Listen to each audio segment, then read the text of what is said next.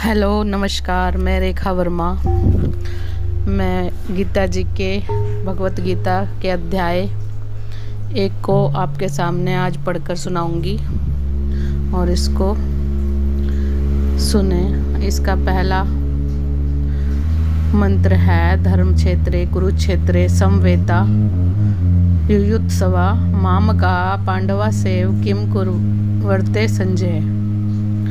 इसमें धृतराष्ट्र ने कहा, है संजय, धर्मभूमि कुरुक्षेत्र में युद्ध की इच्छा से एकत्र हुए मेरे तथा पांडु के पुत्रों ने क्या कहा।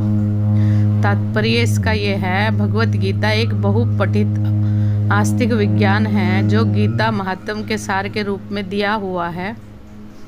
इसमें यह उल्लेख है कि मनुष्य को चाहिए कि वह श्री कृष्ण के भक्त की सहायता करते हुए भगवत गीता का अध्ययन करें और स्वार्थ प्रेरित व्याख्याओं के बिना उसे समझने का प्रयास करें। अर्जुन ने जिस प्रकार से साक्षात भगवान कृष्ण से गीता सुनी और उसका उपदेश ग्रहण किया, इसी प्रकार स्पष्ट अनुभूति का उदाहरण भगवत गीता में ही है। यदि उसी गुरु परंपरा से निजी स्वार्थ से प्रेरित हुए बिना किसी को भगवत गीता समझने का सौभाग्य प्राप्त हो तो वह समस्त वैदिक ज्ञान तथा विश्व के समस्त शास्त्रों के अध्ययन को पीछे छोड़ देता है। पाठक को भगवत गीता में न केवल अन्य शास्त्रों की सारी बातें मिलेंगी, अपितु ऐसी बातें भी मिलेंगी जो अन्यत्र कहीं भी उपलब्ध नहीं हैं। यही गीता का एक विशिष्ट मानदंड है। स्वयं भगवान श्री कृष्ण द्वारा साक्षात उच्चारित होने के कारण यह पूर्ण आस्तिक विज्ञान है। महाभारत में वर्णित धृतराष्ट्र तथा संजय की वार्ताएं इस महान दर्शन के मूल सिद्धांत का कार्य करती है। माना जाता है कि इस दर्शन की प्रस्तुति कुरुक्षेत्र के युद्ध स्थल में हुई, जो वैदिक युग से पवित्र तीर्थ स्थल रहा है। इसका प्रवचन भगवान द्वारा मानव जाति के पथ प्रदर्शन हेतु तब किया गया जब वह इस लोक में स्वयं उपस्थित थे।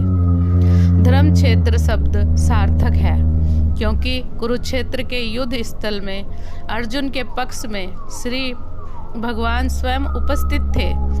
कौरवों का पिता धृतराष्ट्र अपने पुत्रों की विजय की संभावना के विषय में अत्यधिक संदिग्ध था।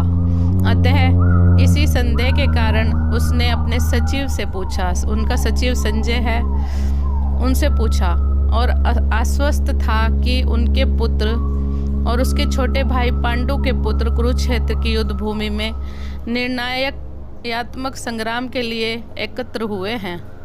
फिर भी उसकी जिज्ञासा सार्थक है।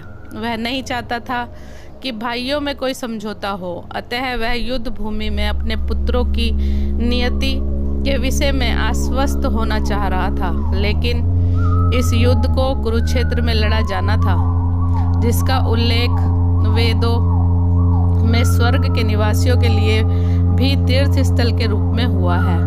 अतः धृतराष्ट्र अत्यंत भयभीत था कि इस पवित्र युद्ध स्थल का युद्ध के परिणाम पर न जाने कैसा प्रभाव पड़े। उसे भलीभांति ज्ञात था कि इसका प्रभाव अर्जुन और पांडु के अन्य पुत्रों पर अत्यंत अनुकूल पड़ेगा क्योंकि भलीभांति मालूम था कि उनका स्वभाव पांडवों के लिए अन्य अत्यंत अनुकूल पड़ेगा क्योंकि स्वभाव से वह सभी पुण्य आत्मा थे। संजय श्री व्यास जी के शिष्य थे।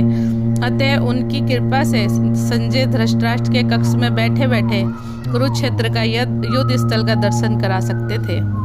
इसलिए धृतराष्ट्र ने उससे युद्ध स्थल की स्थिति के बारे में पूछा।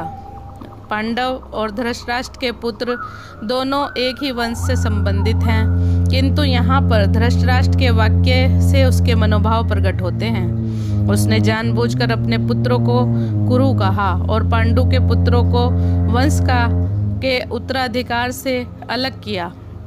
इस तरह पांडु के पुत्रों अर्थात अपने भतीजों के साथ धृतराष्ट्र की विशिष्ट मनस्थिति समझी जा सकती है। जिस प्रकार धान के खेत से अवांछित पौधों को उखाड़ दिया जाता है, उसी प्रकार इस कथा के आरंभ में ही ऐसी आशा की जाती है कि धर्म के पिता श्री कृष्ण वहाँ उपस्थित हो और वहाँ कुरुक्षेत्र रूपी खेत में